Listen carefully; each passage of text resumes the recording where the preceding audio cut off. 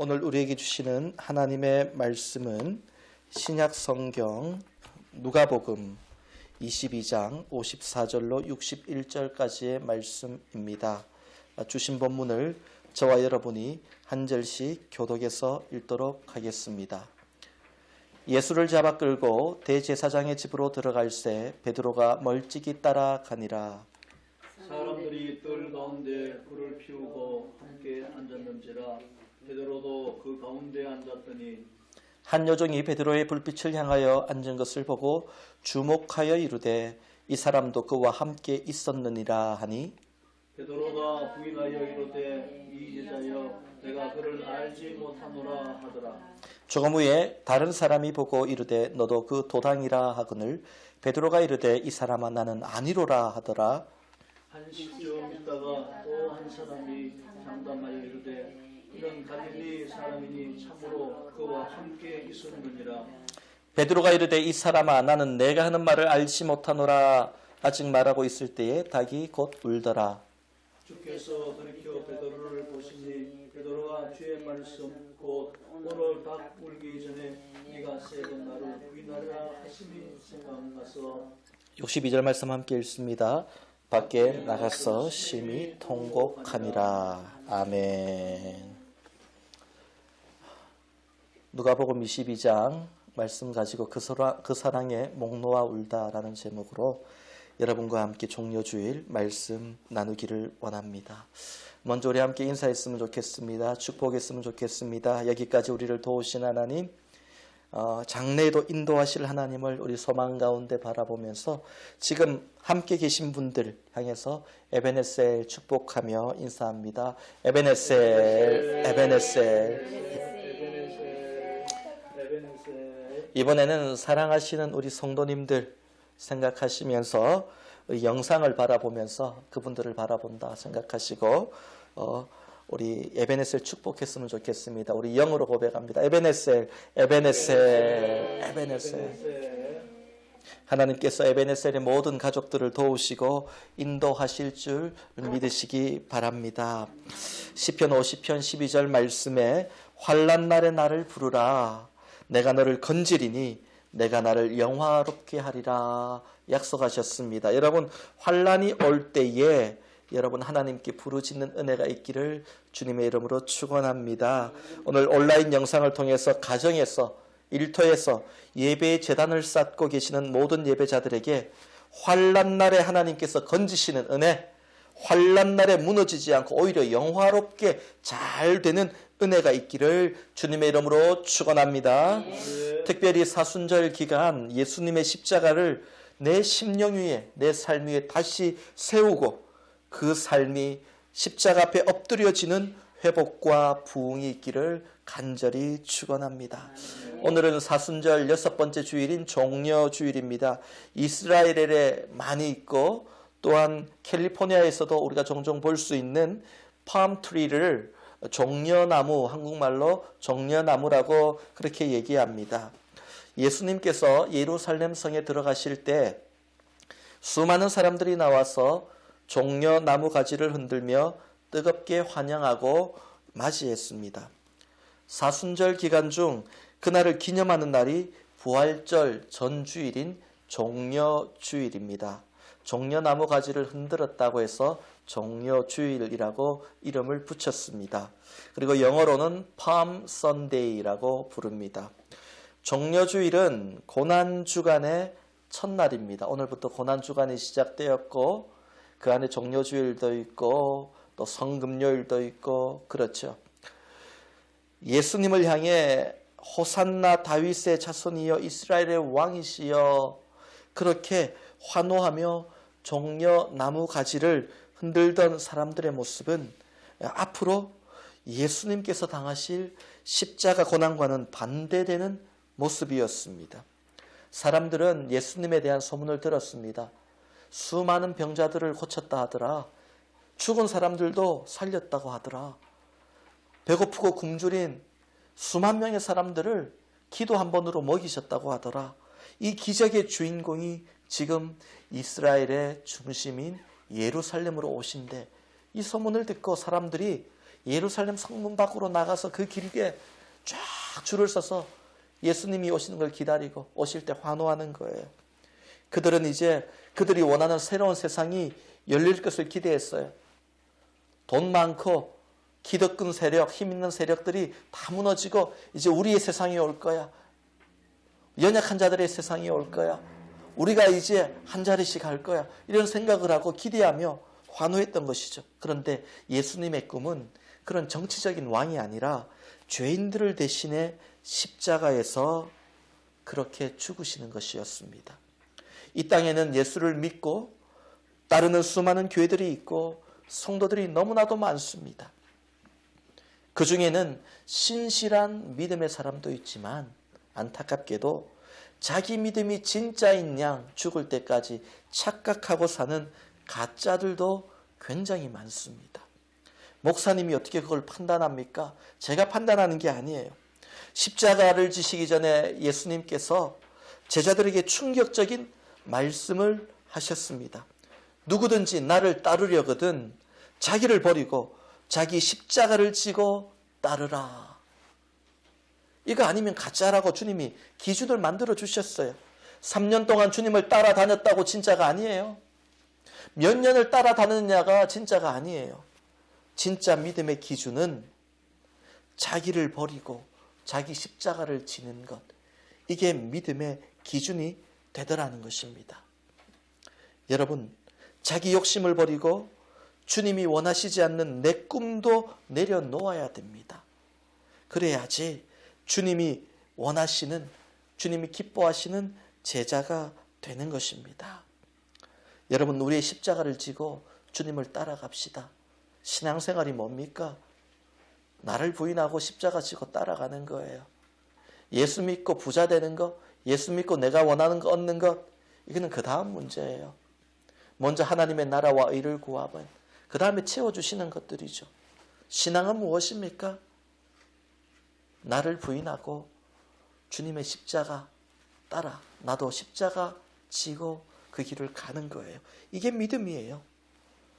고난의 십자가는 지지 않고 부활의 십자가, 승리의 십자가를 그렇게 외치는 사람들이 종려나무 가지를 흔들고 주님을 맞이했던 사람들입니다. 고난의 십자가 지지 않고 부활의 십자가, 승리의 십자가, 능력의 십자가, 그것만을 고백하는 사람들은 가짜입니다. 진정한 주님의 제자가 아니에요. 오늘도 주님을 따른다고 하면서 동상이몽, 전혀 다른 꿈을 꾸며 예수님을 따른다고 말하는 사람이 얼마나 많은지 몰라요. 안타깝게도 가짜입니다. 예수님의 꿈과 비전은 이 땅의 왕이 아니라 십자가였음을 우리는 기억하는 이 시간이 될 수 있기를 바랍니다. 예수님은 예루살렘 성에 들어가셨어도 여러 가지 사역들을 하십니다.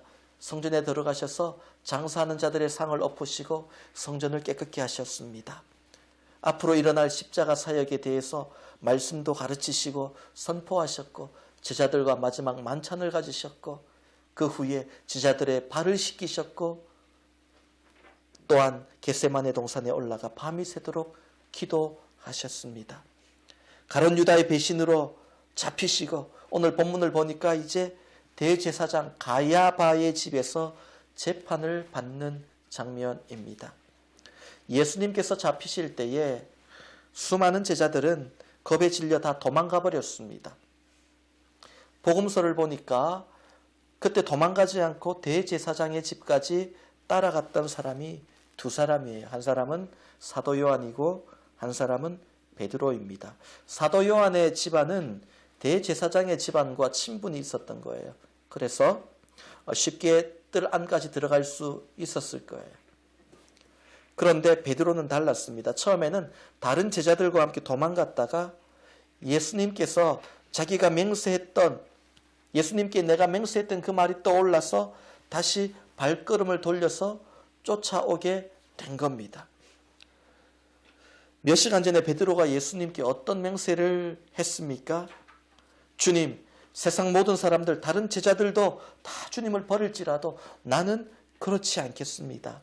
그러자 예수님이 베드로에게 말씀하셨죠. 아니야, 네가 오늘 밤 닭이 2번 울기 전에 나를 3번이나 부인할 거야. 그러자 베드로가 다시 주님께 힘을 주면서 얘기했습니다.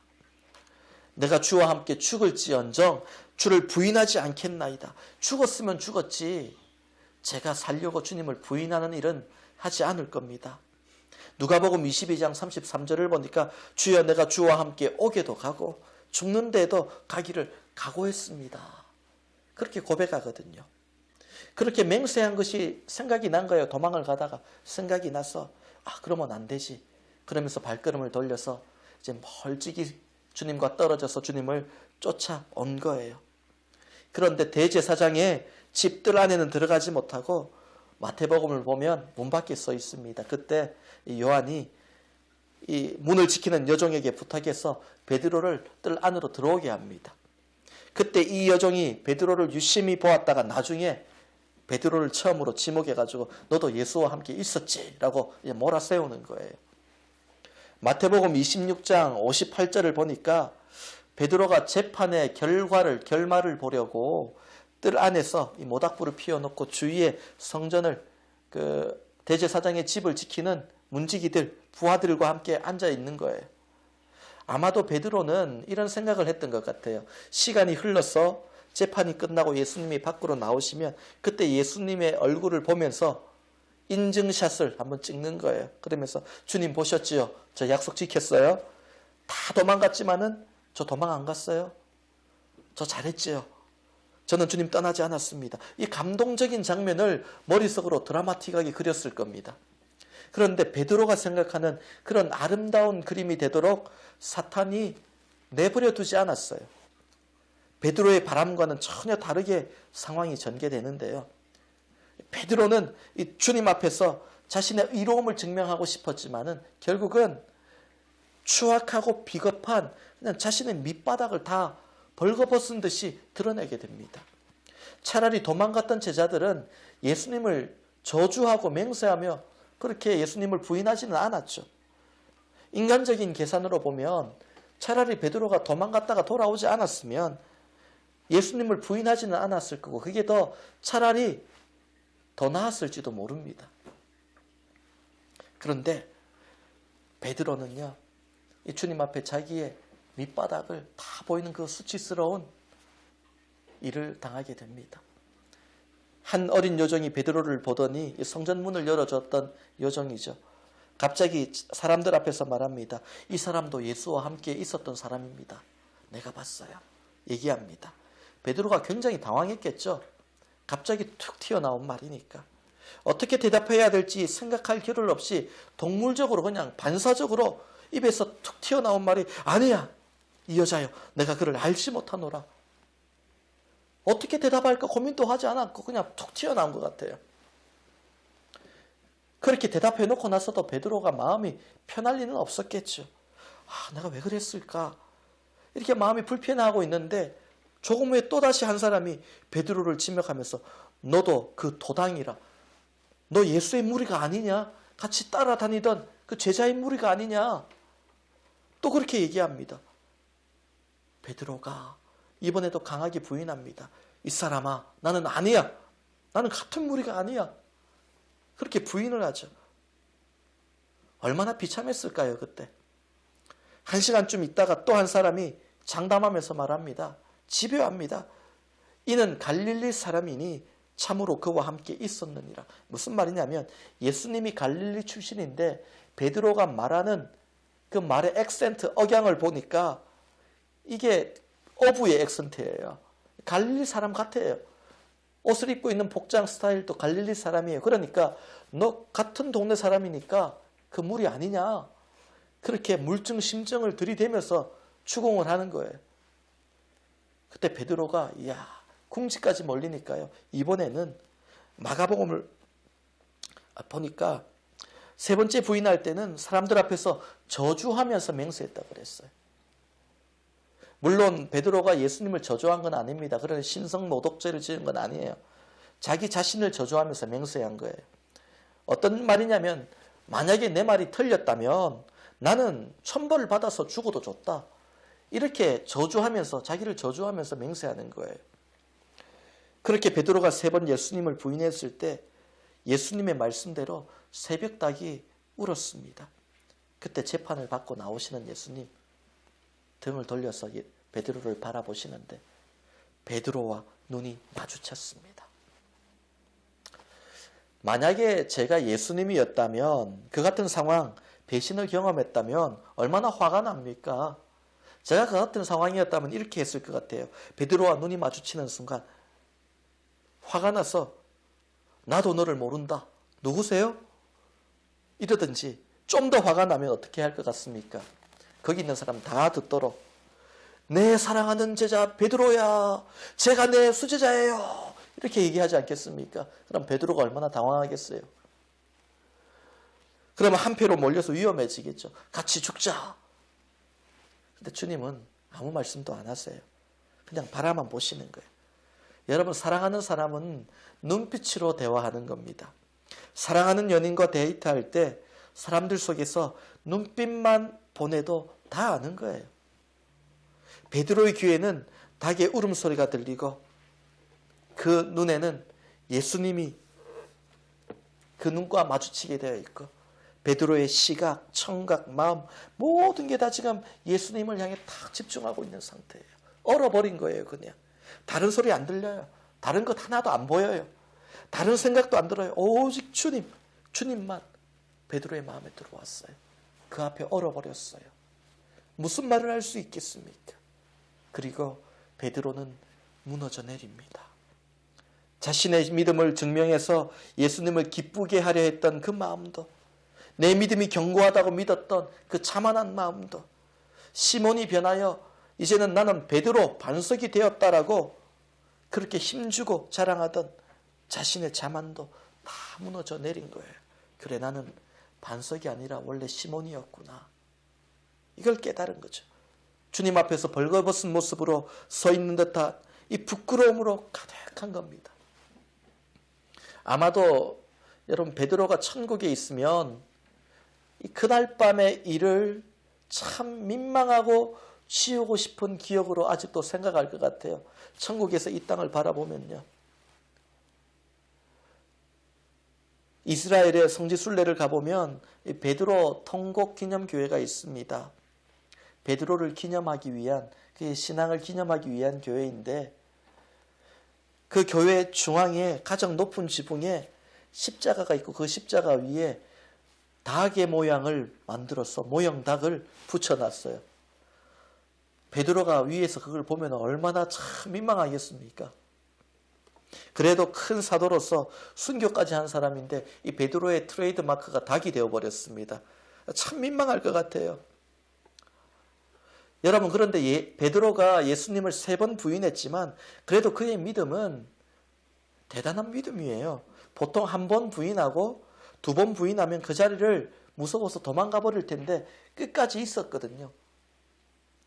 다른 제자보다 분명 대단한 믿음이에요. 그런데 이 대단한 믿음이 주님 앞에서 완전한 믿음은 아니라는 거예요. 남들보다 더 강한 믿음일 수도 있어요. 남들보다 더 믿음이 깊을 수도 있어요. 그런데 주님 보실 때 그 믿음은 완전한 믿음은 아니에요. 우리는 스스로 믿음 좋다고 교만할 수가 없습니다. 내가 누구보다 더 성실하니까, 신실하니까, 믿음이 좋아. 교만할 수 없어요. 왜 그렇습니까? 이 땅에 그 누구도 완전한 믿음을 가지지 못했기 때문입니다. 이게 우리의 연약함이죠. 사람들마다 믿음의 차이가 있지만 완전한 완벽한 믿음은 없어요. 그래서 우리는 끝날까지 주님을 의지해야 되는 것입니다. 베드로는 주님을 보는 순간 깨달았습니다. 내가 내 힘으로 요한의 아들 시몬에서 반석, 괴바, 베드로가 된 것이 아니었구나. 바울도 비슷한 고백을 하죠. 그러나 내가 나 된 것은 하나님의 은혜로 된 것이라. 이 고백을 하는 거예요. 우리가 십자가의 주님을 볼 때 무엇을 고백해야 될까요? 모든 것이 주님의 은혜입니다. 모든 것이 주님의 은혜입니다. 이 고백이 드려져야 되는 겁니다. 돌이켜 베드로를 바라보시던 예수님의 이 눈빛, 성경은 그저 베드로를 주님께서 베드로를 보셨다, 바라보셨다 말씀하지만 그 눈빛에 많은 메시지들이 주님의 말씀이 담겨져 있어요. 예수님께서 베드로에게 오늘 닭이 울기 전에 네가 나를 3번 부인하게 될 거야 말씀하셨을 때 베드로는 펄쩍 뛰었어요. 주님, 절대 그런 일은 없을 겁니다. 저를 모르십니까?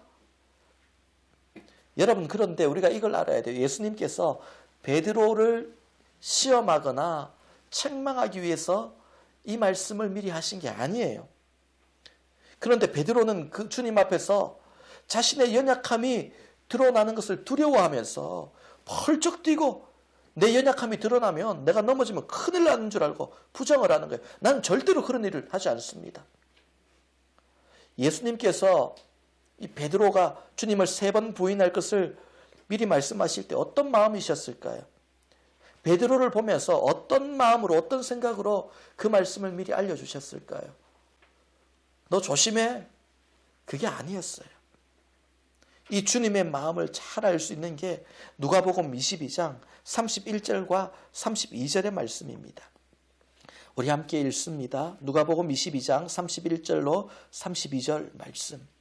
시몬아 시몬아 보라, 사탄이 너희를 밀가부르듯 하려고 요구하였으나 그러나 내가 너를 위하여 내 믿음이 떨어지지 않기를 기도하였노니 너는 돌이킨 후에 내 형제를 굳게 하라. 아멘. 예수님께서 베드로의 부인할 것을 미리 말씀하시면서 그때 함께 주신 말씀이에요. 마귀가 너를 흔들어서 주님을 부인하는 일이, 나를 부인하는 일이 생길 텐데 나는 그 일 때문에 네가 믿음이 떨어지지 않기를 기도했어. 네가 그때 넘어진다고 해서 네 믿음이 완전히 무너내리지 않기를 내가 너무나도 간절히 기도했어. 주님은 베드로가 연약함으로 넘어지더라도 그 일로 영원히 주저앉고 낙심하고 그의 믿음이 끝나버리기를 원치 않으셨던 거예요. 그걸 염려하며 기도하셨어요. 그가 다시 회복하고 일어나는 걸 주님이 원하셨다는 것이죠. 그 마음으로 이 말씀을 미리 하신 거예요. 그러니까 베드로를 바라보시는 주님의 눈빛은 괜찮아. 넘어졌지만 다시 회복해야 해. 내가 그것 때문에 기도했잖아. 너의 믿음이 떨어지지 않기를 위해 기도했잖아. 주님의 눈빛으로 그걸 보내는 거예요. 지금 베드로에게. 그 메시지를 너 실수했지. 거기에 집중하면 안 돼. 다시 일어나는 것에 회복에 집중해야 돼. 그 메시지를 보내는 거예요. 그리고 주님은 베드로에게 이렇게 또 명령하시죠. 32절 말씀을 보니까 너는 돌이킨 후에 회개하고 돌이키고 회복된 후에 다른 제자들에게 달려가서 그들의 믿음도 회복시키고 굳건하게 만들어야 돼. 이게 너의 사명이야. 오늘 네가 여기까지 와서 무너졌지만 그럼에도 네가 여기까지 올 수밖에 없었던, 내가 너를 여기로 인도했던 너의 사명이야. 그걸 말씀하시는 거예요. 주님은 베드로가 믿음이 연약하여 실패했을 때 돌이켜 회개하고 빨리 회복되어서 이 뼈아픈 이 경험으로 상처에 매여 사는 것이 아니라 회복의 경험을 가지고 다른 제자들에게 달려가서 굳건히 세우는, 이렇게 세우는 다른 제자를 살리는 일을 하라. 그게 수제자가 해야 될 일이야. 그 말씀을 미리 주셨어요. 베드로가 깨닫지 못했던 거예요. 이 일을 경험하기 전에. 여러분, 베드로는 혼자서라도 그나마 대제사장 가야바의 집 뜰까지라도 쫓아갔어요. 그런데 처음부터 예수님을 버리고 도망가버린 나머지 제자들 어떨까요? 그런 자기 자신의 모습을 보며 한없이 무너지고 영적으로 지금 밑바닥 아니겠습니까? 얼마나 믿음이 무너져 있었겠어요. 그런데 베드로가 도망간 제자들을 다시 찾아갔어. 그날 밤 있었던 얘기를 해주는 거예요.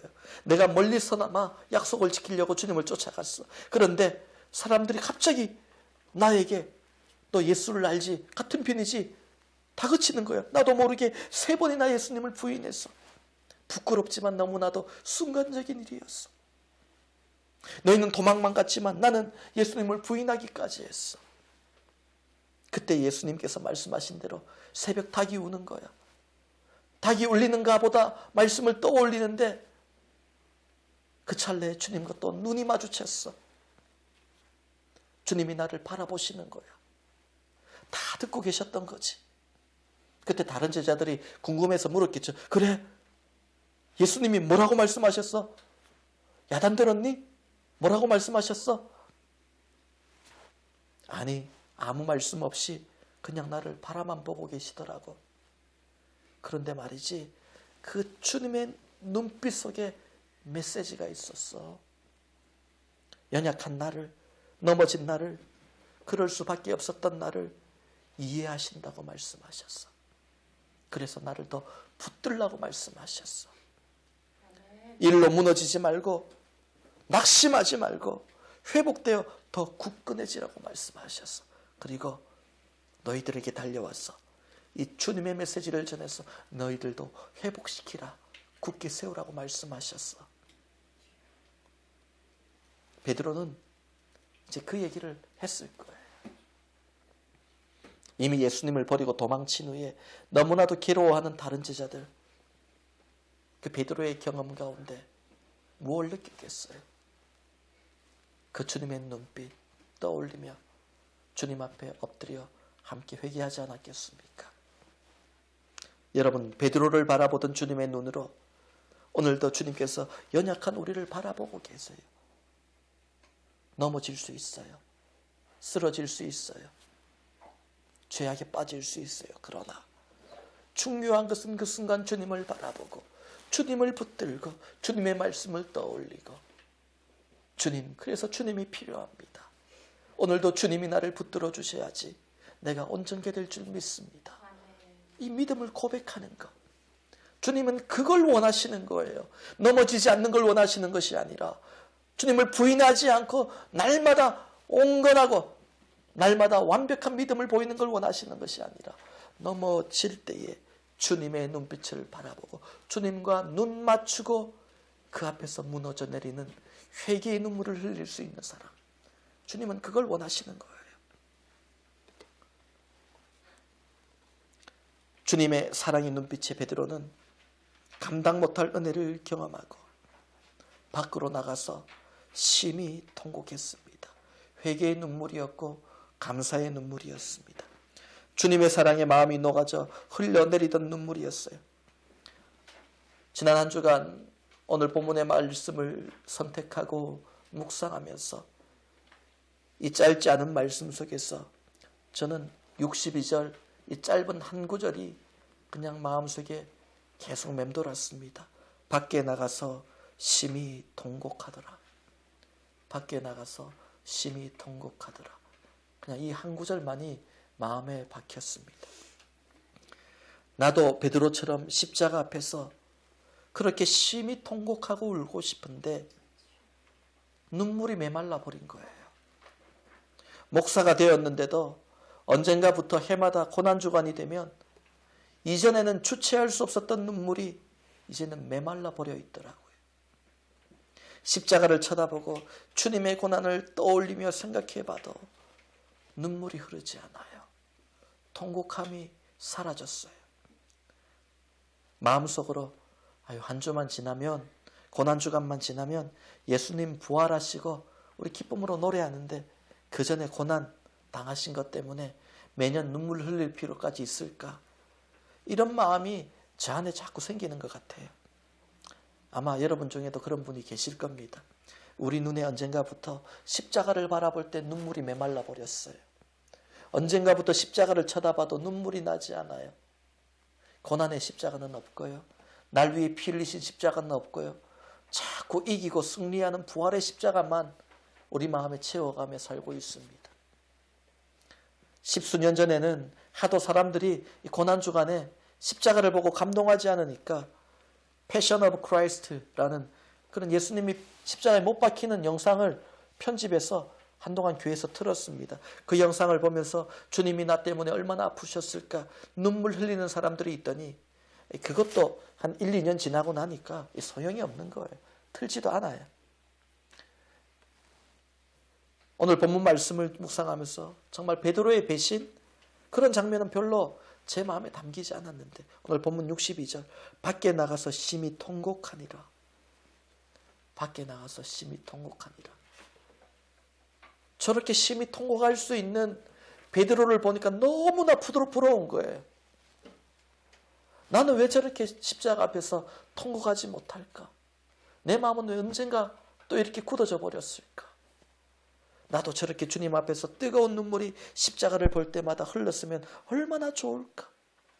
주님 앞에서 마음이 굳어지지 않고 완악하지 않고 통곡할 수 있다면 얼마나 좋을까? 주님은 우리가 질그릇이라고 말씀하시는데 나는 날마다 깨어지기 싫은 강철 그릇이 점점 되어가고 있는 거예요.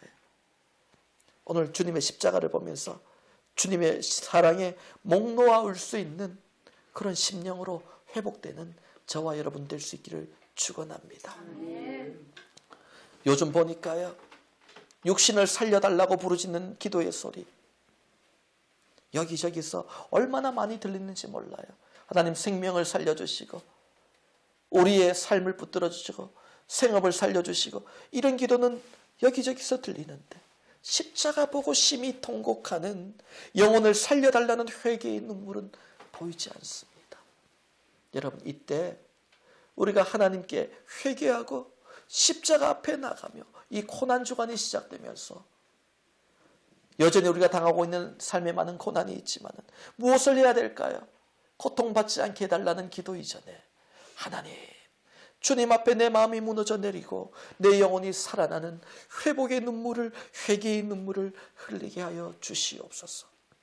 베드로처럼 십자가 앞에서 심히 통곡하고 울 수 있는 눈물의 회복이 있기를 바랍니다. 오늘 본문의 이야기를 여기서 마무리하면 너무나도 슬프잖아요. 오늘 본문의 이야기는 요한복음 21장의 이야기로 마무리되어야 됩니다. 예수님이 부활하신 후에 갈릴리 바닷가에 고기 잡는 베드로로 찾아오십니다. 그리고 3번 부인하고 나서 늘 마음이 무거워 나는 고기나 잡으러 갈란다. 그리고 고기 잡다가 실패한 베드로를 찾아오시죠. 그리고 베드로와 함께 아침을 탁 차려놓으신 그 예수님, 그걸 먹으시고 베드로에게 물으십니다. 네가 나를 사랑하느냐? 네가 다른 사람보다 더 나를 사랑하느냐? 3번을 물으세요. 그때 주님, 베드로는 얘기합니다. 네 주님, 내가 주님 사랑하시는 줄 주님께서 아시지 않습니까? 3번 부인했던 베드로에게 3번 사랑의 고백을 하심으로 베드로의 심령을 회복시키시고 만져주십니다. 여러분, 주님을 부인하며 내가 내 삶의 주인되며 그렇게 살았던 우리 삶의 연약함들은 어떻게 회복될까요? 주님 사랑합니다. 이 고백으로 회복되는 거예요. 내가 주님을 사랑합니다. 내가 주님을 사랑합니다. 넘어질 때마다 여러분 이 고백으로 주님께 나가면 그 넘어짐의 연약함과 상처와 아픔을 주님이 회복시켜 주시더라는 것입니다. 오늘도 주님을 향한 진실한 사랑 고백이 이 종려주일 또한 고난주간 가운데 주님 앞에 드려짐으로 여러분의 삶 가운데 주님을 사랑함이 또한 회복의 눈물이 이루어지는 은혜가 있기를 주님의 이름으로 간절히 축원합니다. 함께 기도하겠습니다. 하나님 아버지, 주님의 사랑과 은혜를 감사드립니다.